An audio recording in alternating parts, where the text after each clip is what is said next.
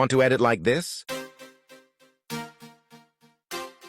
I'll show you how to get started. First, choose the video clip you want to use. Then tap on the duplicated clip and choose Overlay.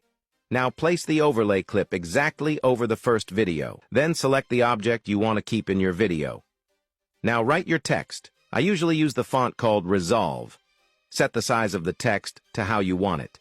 You can make it bigger or smaller, depending on your style. Next, duplicate the text. For each layer of text, add a number to it. This makes the effect look more interesting. At the end, you also need to write the name of the car brand in the bottom right corner.